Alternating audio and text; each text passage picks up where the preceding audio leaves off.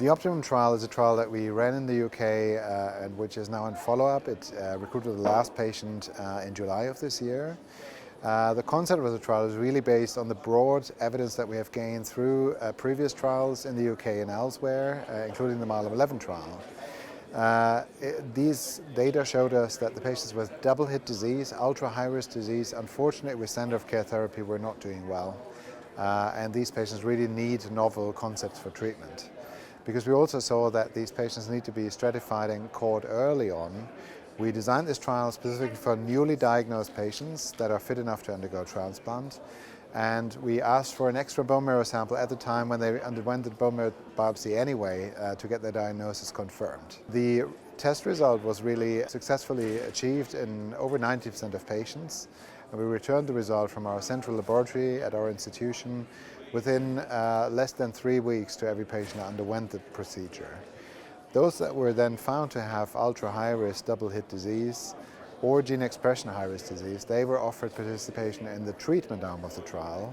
And this consisted of novel quintuplet therapy, so daratumumab, cyclophosphamide and VRD, induction, a transplant, and then most importantly, as we feel, an 18 months consolidation with Dara-VR after the transplant. And everyone is going to Dara-Revlimid therapy even after that.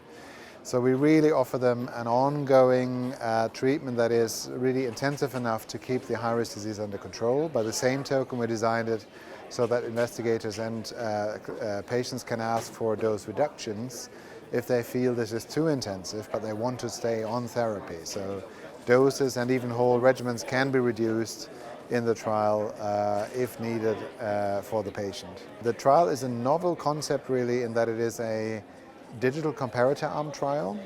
Because we have such a rich data set from MILEM-11, we can actually include all the high-risk patients in the novel therapy because we're going to compare their outcome by predefined criteria using a Bayesian design against the outcome of the patients that receive treatment on MILEM-11.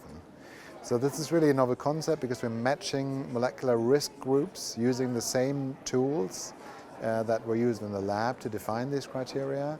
And I think we can hopefully provide really quite a bit of innovation there for faster trial design, faster readouts for the patient populations in most need.